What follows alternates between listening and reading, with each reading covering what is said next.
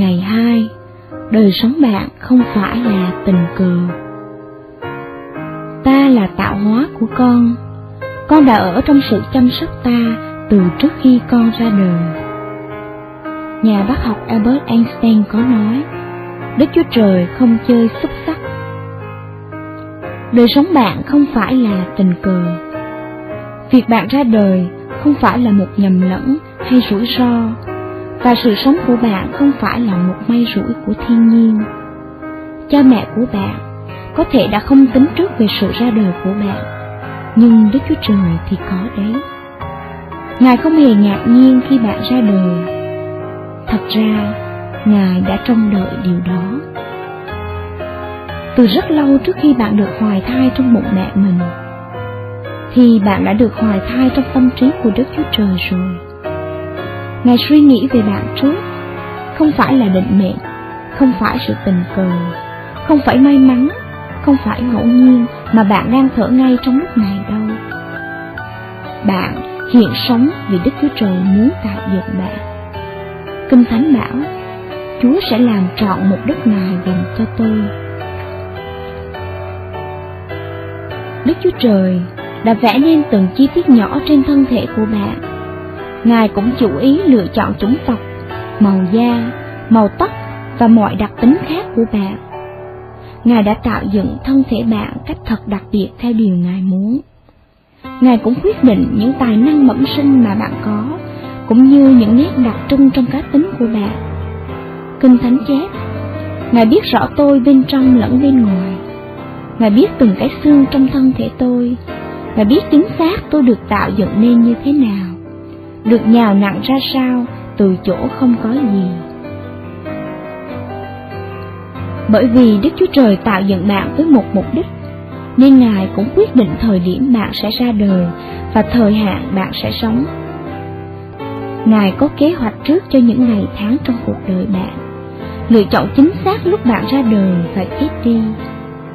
Kinh Thánh chép, mắt Chúa đã thấy thể chất vô hình của tôi, số các ngày định cho tôi đã biên vào sổ Chúa trước khi chưa có một ngày trong các ngày ấy. Đức Chúa Trời cũng đã hoạch định việc bạn sẽ sinh ra ở đâu và sẽ sống ở đâu vì mục đích của Ngài. Chủng tộc hay quốc tịch của bạn cũng không phải là điều tình cờ.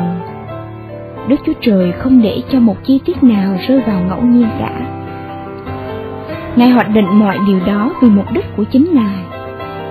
Kinh Thánh chép, Ngài đã làm cho muôn dân sinh ra bởi chỉ một người, và khiến ở khắp trên mặt đất, định trước thì giờ đời người ta cùng giới hạn chỗ ở. Không có điều gì trong cuộc đời bạn là ngẫu nhiên, tất cả đều có mục đích. Đáng ngạc nhiên hơn cả là việc Đức Chúa Trời quyết định bạn sẽ được sinh ra như thế nào. Bất luận bạn ra đời trong hoàn cảnh nào, hoặc cha mẹ của bạn là ai, thì Đức Chúa Trời vẫn có một kế hoạch khi tạo dựng bạn. Bất luận cha mẹ của bạn là người tốt, xấu hay sao cũng được, Đức Chúa Trời biết rõ hai người đó có đúng cấu tạo di truyền cần thiết để tạo nên bạn, theo ý muốn của Ngài. Họ có chuỗi DNA mà Đức Chúa Trời muốn dùng để tạo nên bạn. Dù có những người cha, người mẹ không hợp pháp, nhưng không hề có những đứa con không chính đáng. Nhiều đứa trẻ ra đời ngoài dự định của cha mẹ, nhưng điều đó không có nghĩa là Đức Chúa Trời không có kế hoạch cho chúng. Mục đích của Đức Chúa Trời đã tính trước những lầm lỗi, ngay cả tội lỗi của con người. Đức Chúa Trời không bao giờ làm một chuyện gì đó cách tình cờ, và Ngài không hề nhầm lẫn. Ngài có lý do cho mỗi vật mà Ngài tạo nên. Mọi cây cỏ, mọi loài vật đều được hoạch định, và mỗi con người đều được Ngài tạo dựng với một mục đích. Động cơ khiến Đức Chúa Trời tạo dựng nên bạn chính là tình yêu thương của Ngài. Kinh Thánh chép, từ rất lâu trước khi sáng thế, Ngài đã nghĩ đến chúng ta, đã xem chúng ta là tâm điểm của tình yêu Ngài. Đức Chúa Trời đã nghĩ đến bạn ngay cả trước khi Ngài tạo dựng thế giới. Thật ra, đó chính là lý do Ngài tạo dựng nên nó. Đức Chúa Trời thiết kế môi trường hành tinh này để chúng ta có thể sống tại đây.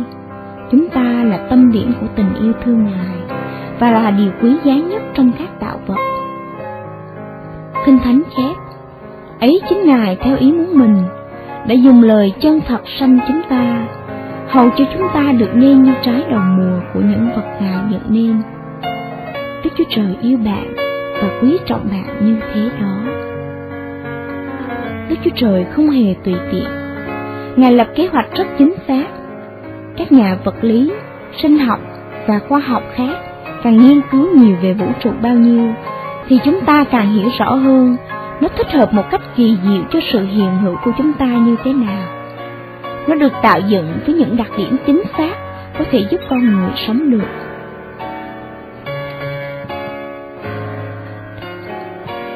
Tiến sĩ Michael Denton, chuyên gia nghiên cứu cao cấp về di truyền phân tử của con người tại Đại học Otago, Tân Tây Lan, đã kết luận mọi bằng chứng hiện có trong các ngành sinh vật học đều ủng hộ điều này. Vũ trụ là một tổng thể được thiết kế đặc biệt, thích hợp cho sự sống và con người, như thể đây là mục đích căn bản của nó. Một tổng thể mà mọi khía cạnh của thực tại có được ý nghĩa và câu giải đáp dựa trên sự kiện trung tâm này. Kinh Thánh cũng đã nói điều đó từ nhiều ngàn năm trước. Vì Chúa đấng sáng tạo các tầng trời, Ngài tạo ra quả đất không phải là trống không, Ngài tạo dựng nó để ở. Tại sao Đức Chúa Trời lại làm mọi điều này? Tại sao Ngài nhọc công tạo dựng một vũ trụ cho chúng ta? Bởi vì Ngài là Đức Chúa Trời của tình yêu. Chúng ta khó thể am hiểu tình yêu này, nhưng có thể nương cậy vào đó. Bạn được tạo dựng làm đối tượng đặc biệt của tình yêu Thiên Chúa. Đức Chúa Trời tạo dựng bạn để Ngài có thể yêu thương bạn. Đây là lẽ thật căn bản để xây dựng cuộc sống. Kinh Thánh bảo với chúng ta, Đức Chúa Trời là sự yêu thương. Kinh Thánh không nói rằng Đức Chúa Trời có tình yêu thương. Ngài chính là tình yêu thương. Tình yêu thương chính là cốt lõi của bản chất của Đức Chúa Trời. Ba ngôi Thiên Chúa có tình yêu thương trọn vẹn trong tương giao với nhau. Cho nên, Đức Chúa Trời không cần tạo dựng nên bạn để mới có đối tượng mà yêu thương. Ngài không hề cô đơn, nhưng Ngài tạo dựng bạn để bày tỏ tình yêu thương của Ngài.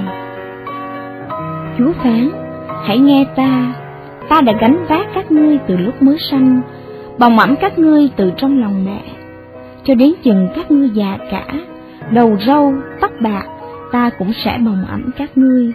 Ta đã làm ra, thì sẽ còn gánh vác các ngươi nữa, ta sẽ bồng ẵm và giải cứu các ngươi.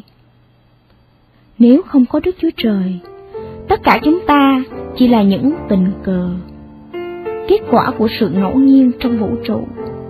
Bạn có thể ngừng đọc cuốn sách này, vì cuộc sống không có mục đích, ý nghĩa hay tầm quan trọng gì cả. Sẽ không có chuyện đúng hay sai, và không hề có hy vọng nào sau những năm ngắn ngủi bạn sống trên đất này. Nhưng có một Đức Chúa Trời, đấng đã tạo dựng bạn với một lý do, và cuộc đời bạn có một ý nghĩa lớn. Chúng ta chỉ có thể khám phá được ý nghĩa và mục đích đó khi chúng ta căn cứ cuộc đời mình vào Chúa. Một bản dịch diễn ý của Roma đoạn 12 câu 3 nói rằng, cách chính xác duy nhất để hiểu chính chúng ta là nhờ vào bản chất của Đức Chúa Trời và những gì Ngài đã làm cho chúng ta. Bài thơ sau đây của Russell Calvert tóm tắt điều đó. Bạn ra đời với một duyên cớ, là một phần trong kế hoạch tinh vi, là tạo vật quý giá đặc thù để làm người đặc biệt của tạo hóa. Dường như bạn đang tìm hiểu duyên cớ ấy. Chúa chúng ta không hề nhầm lẫn. Ngài hoài thai bạn trong lòng mẹ. Bạn chính là người mà Ngài muốn dựng nên. Chính Ngài đã chọn cho bạn mẹ cha, và dầu bạn có cảm thấy thế nào, thì họ cũng được Đức Chúa Trời tạo dựng với một kế hoạch rõ ràng, và trên họ cũng có dấu ấn của chính Chúa. Không, Thảm cảnh bạn gặp không phải là chuyện dễ, và Chúa cũng khóc khi nó làm bạn đau, nhưng nó xảy ra để khiến cho lòng bạn trở nên giống như Chúa càng hơn. Bạn là bạn với một duyên cớ, được dựng nên bởi huyền nhiệm diệu kỳ. Bạn là chính bạn, được yêu thương vì có một Đức Chúa Trời thật hữu. Tóm lược, ngày 2, suy nghĩ về mục đích của tôi. Điểm để nhớ, đời sống tôi không phải là tình cờ. Câu gốc, ta là tạo hóa của con đã ở trong sự chăm sóc ta từ trước khi con ra đời. Ê-sai đoạn 44 câu 2. Vấn đề suy gẫm, khi biết rằng Đức Chúa Trời đã tạo dựng tôi với một mục đích, thì đâu là những lãnh vực trong tâm tánh, hoàn cảnh và diện mạo của mình mà tôi vẫn còn đang trăn trở để chấp nhận?